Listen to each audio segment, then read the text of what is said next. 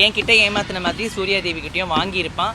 தயவு செய்து சிஎம் சாருக்கும் சரி, கமிஷனர் ஆஃபீஸ்லேயும் இருக்கிற சாருக்கும் சரி, என்னோட பணத்தை வாங்கி கொடுங்க எப்படியாவது. இந்த வாட்டி நான் கேஸ் வாபஸ் வாங்கவே மாட்டேன் சார். போன வாட்டியாவது காதல் மண்ணாங்கட்டி அது இதெல்லாம் இருந்தது, இப்போ எதுவுமே கிடையாது. அவர் என் காசை கொடுக்க சொல்லுங்கள்.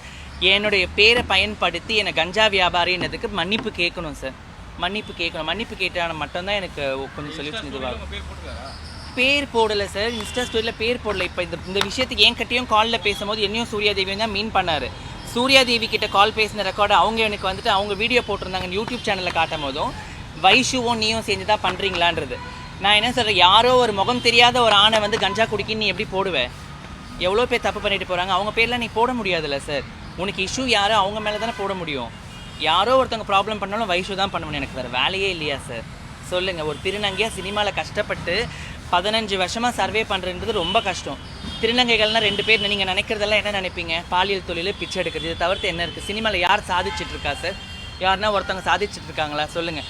எத்தனையோ துறையில் வந்துட்டு ஒரு சில துறையில் ஒருத்தங்க இருக்காங்க. போலீஸாக இருக்காங்க, கலெக்டராக இருக்காங்க, என்ன சொல்கிறது, ஒரு சில சினிமா துறையிலேயே பெரிய பொசிஷனில் வந்துட்டு இருக்காங்க. நான் சினிமா துறையில் இருக்கேன். அப்படி இருக்கும்போது ஒரு சாதிக்கிறோன்றப்ப இந்த டைமில் போயிட்டு இதில் வேறு எனக்கு சொல்கிறாரு, நீ எந்தெந்த இடத்துல வாய்ப்புக்காக போறியோ, எந்தெந்த சேனல் போறியோ, உன்னை அந்த வாசலில் கூட நிற்க வைக்க மாட்டேன், பிளாக்மெயில் பண்ணுறான். அது மட்டும் இல்லாமல் எங்கள் வீட்டுக்கு வந்துட்டு உங்கள் ஏரியாவில் விடுறேன்னா பார்க்குறியா, உன்னை நாசப்படுத்திடுவேன் அப்படின்றான். இதெல்லாம் என்ன சார்? ஒரு ஆம்பளைக்கு அழகா?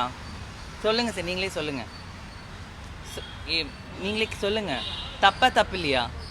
நான் என்ன சொல்கிறேன், உன்னோட பிரச்சனைக்கு நான் வரல, இந்த பிரச்சனையை முடிஞ்சது. என் பேரை எதுக்கு பயன்படுத்தணும்? என் பேரை பயன்படுத்தி உங்களுக்குலாம் வேறு வேலை இல்லையான்னு ஏன் கேட்கணும்? தப்பு சார். எனக்கு கோரிக்கையெல்லாம் ஒன்றுமே இல்லை. எனக்கு ஒரே ஒரு விஷயம் என்னென்னா, என் பேரை பயன்படுத்தக்கூடாது, திரு நாஞ்சில் விஜயன் பயன்படுத்தக்கூடாது. இப்போ பயன்படுத்தி இந்த மாதிரி இப்போ சில பேருக்கு தெரிஞ்சவங்க ஓகே இது வந்து உங்களை பேர் பயன்படுத்தலைன்னு சொல்லுவாங்க. தெரிஞ்ச சர்க்கிளில் இருக்கிறவங்க உங்களையும் சூர்யா தேவியும் மீன் பண்ணி தான் அவர் சொல்கிறாரு, நீங்கள் விடாதீங்கன்னு என்கிட்ட சொல்கிறாங்க. நான் ஒன்றும் குழந்தை கிடையாது, அவங்க சொல்கிறதெல்லாம் கேட்குது. பட் இருந்தாலும் என்கிட்டையும் ஆடியோ ப்ரூஃப் இருக்குது அவன் பேசினது. அந்த ஆடியோவும் உங்ககிட்ட போட்டு காட்டுறான். அவன் என்னென்னலாம் பேசினான்ட்டு. அவன் மீடியா முன்னாடி நல்லவன் மாதிரி நடிப்பான். நல்லா தெரிஞ்சுக்கோங்க. எங்களுக்கு தெரியும், நான் 16 வருஷம் அவன் கூட பழகியிருக்கேன், 7 வருஷம் குடும்பம் நடத்தியிருக்கேன். அவன் ஃப்ராட், நம்பர் 1 ஃப்ராட். அவனுடைய விஷயத்துக்காக என்ன வேணால் மாற்றுவான் சார். அவனோட தேவையா உங்கள் காலில் கூட விழுறான், தேவையில்லையா செருப்பை கூட மதிக்க மாட்டான். அப்படியாப்பட்டவன் நாஞ்சில் விஜயன். தயவுசெய்து அவனை நம்பாதீங்க. எனக்கு மெயினாக இப்போ என்ன ஒரே விஷயம்னா, அவன் பண்ணதுக்கு வந்து அவன் மன்னிப்பு கேட்கணும் சார். ஒன்று, என்னுடைய காசு அந்த 3 லட்ச ரூபாய்க்கு 50,000 ரூபாய் வந்து அப்பப்பன்னு கொடுத்துட்டான். மீதி 3 லட்ச ரூபாய் எனக்கு தரணும். என்னோட காசை வாங்கிட்டாங்க, நான் விட்டுட்டேன் சார். அந்த காசே வேண்டாம், இவனே இதுக்கப்புறம் சம்பாரிச்சிக்கலாம், ஷூட்டிங் எக்ஸ்போன்னு சொல்லிட்டு அப்படி இப்படி ப்ரொமோஷன் நல்லா சம்பாரிச்சிட்டு இருக்கேன் சார். இவன் வந்து என்ன கஞ்சா வியாபாரின்னு நான் தெரியுமா? இதனால் வந்து நான் எதுக்கு சார் ஏன் கஷ்டப்பட்டு நான் எப்படியோ சம்பாரிச்சிருப்பேன். அந்த 3 லட்ச ரூபாய் நான் ஏன் சார் விடணும்? நான்லாம் விட முடியாது. என் காசை நான் தந்துடணும் சார். என் காசை கொடுத்துட்டானா நிம்மதியாக இருக்கும் எனக்கு. அது மட்டும் தான் சார் கோரிக்கை. பிளே ஸ்டோர் மற்றும் ஆப் ஸ்டோரில் இருந்து பாலிமர் செயலியை QR கோடு மூலம் பதிவிறக்கம் செய்யுங்கள். செய்திகளை உடனுக்குடன் பெறுங்கள்.